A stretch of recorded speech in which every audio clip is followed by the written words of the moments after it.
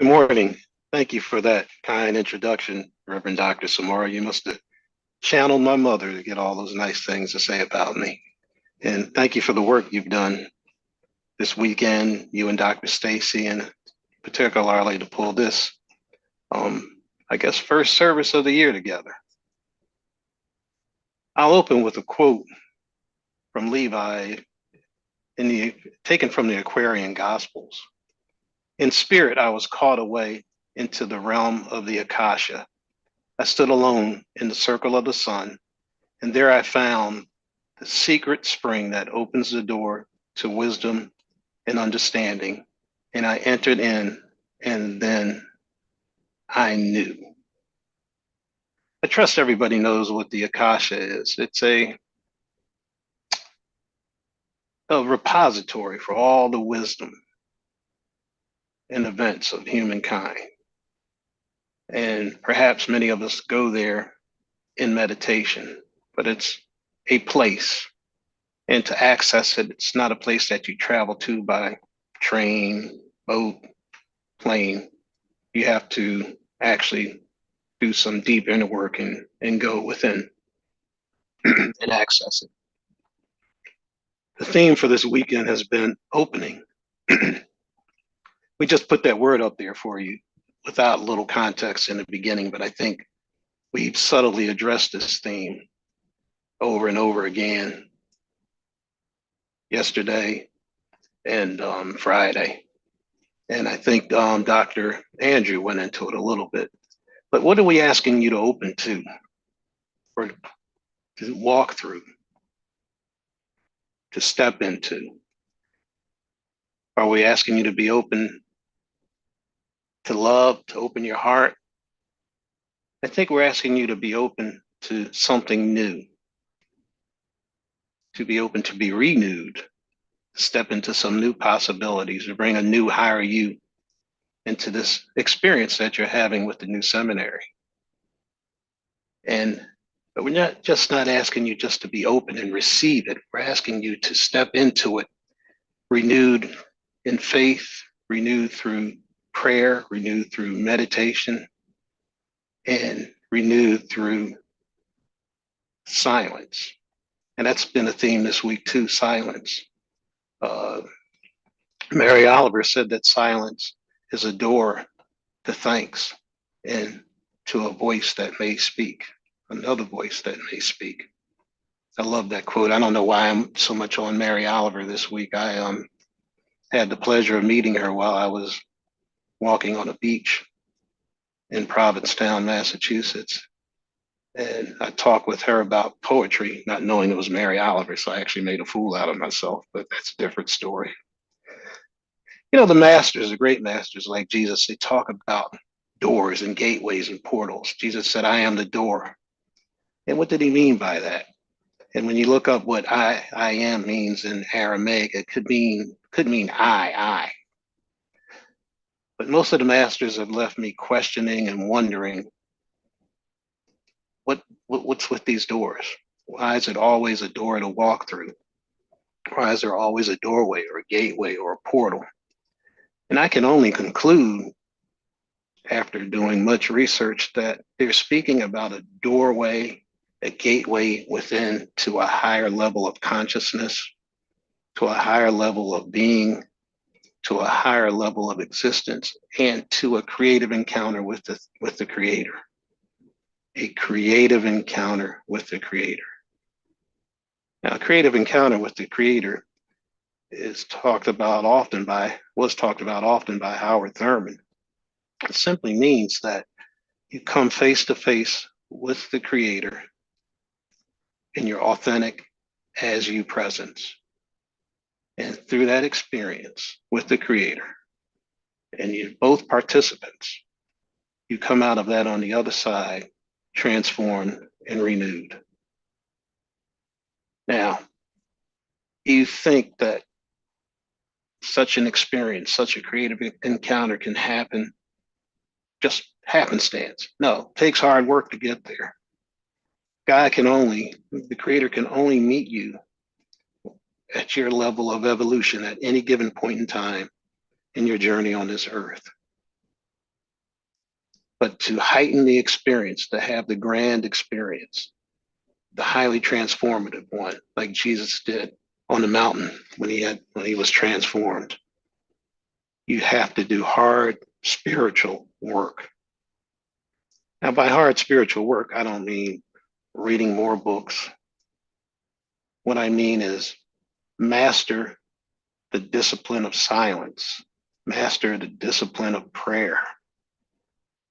And it's through that mastery that you can go to a place within that's your unique place where you come face to face with who you are and have a conversation with yourself about yourself. Dr. Stacy mentioned a meditation that she had. I had a similar meditation one time where I actually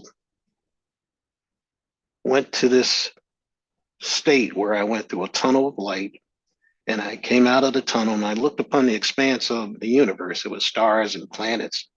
And there was this figure at a door motioning like this for me to come to the door. Me being the fearful person that I was at the time, I didn't go through the door. I came back down the tunnel. But when I opened my eyes, it was 7:30 and I had started that meditation at 5:30. And I had this experience after a very intense period of prayer and going within and asking all these questions about who I was, where I was going, what I was doing with my life, what was my relationship with God. And maybe I should have gone through the door. Maybe I would have got more answers, but I've never been able to get back there. I've never been able to get back there. I think that that's one unique place. That's a level that one can certainly go to, but there are other levels. It doesn't have to be that dramatic. Howard Thurman talks about the inward sea, and the inward sea is in each of us, he says, and there's an island on that sea, and on that sea is an altar. So the island is you. The sea is the vastness of creation and God. And then that altar is your inner being, your inner self. And he says that there is this angel with a flaming sword that stands before that altar, and nothing can be put or taken off that altar, put on or taken off that altar without your express consent. I love that imagery. He says, and there you come face to face with the God of your heart and your authentic self. And it's the express area of your consent, the things that you say yes to and no to, that determine your journey through this world. I used to say when I journeyed down my inward sea and I walked up on my angel, he was sleeping.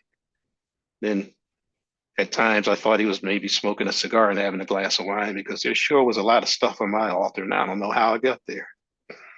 And then I had to take ownership that I let that stuff be put on my altar. And so I had to take it off, take things off of that altar to assess each one, determine how it got there, determine its value and its worth. And then I just simply took those things off and started putting things on there that were of value to me, that would take me to this higher place, that would take me to the creative encounter with God. And it worked, but it didn't happen overnight. It was years of praying and meditation and sitting in silence, which is hard to do for me. And I mastered that. I don't sit in silence in my home. I go out into the woods in the park every morning, as Reverend Dr. Samara and Stacy can tell you. So this inner place, it can be abstract. It can sound kind of out there. So let's bring this down to a little more mundane, earthly sort of concept, where you can go and look at what's going on inside of yourself. I call it my spiritual closet. See, picture a door with a closet. And on the other side of that door is all this junk.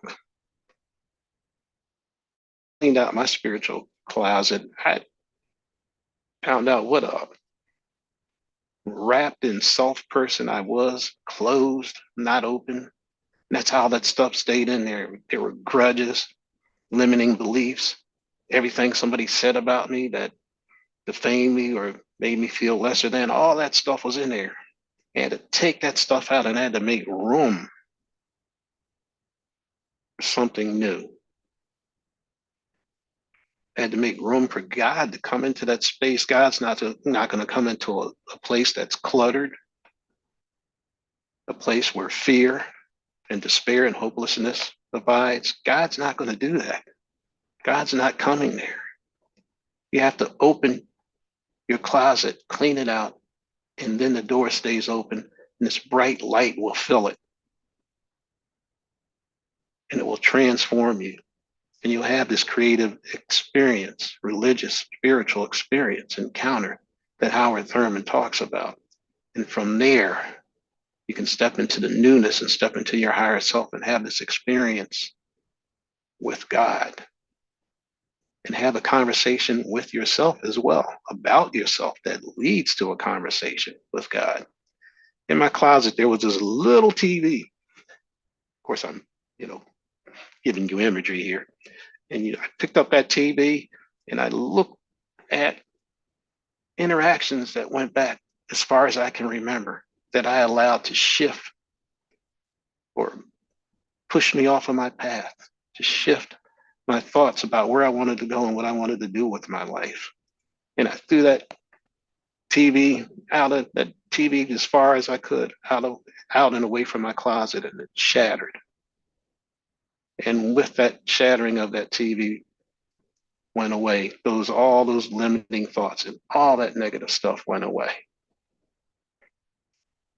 And that's how I began the real work of finding my purpose and expanding on earth.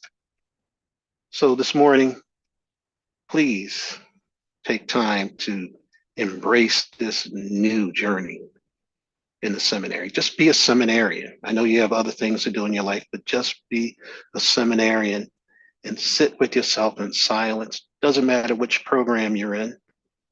Doesn't matter if you're in the ministry program, the DMin program, the coaching program, the Masters of Coaching program. You are seeking to expand and renew yourself and bring your higher and better self into the world. Take time to do that. Sit in silence, sit in prayer, sit in reflection, sit in meditation. Let us pray.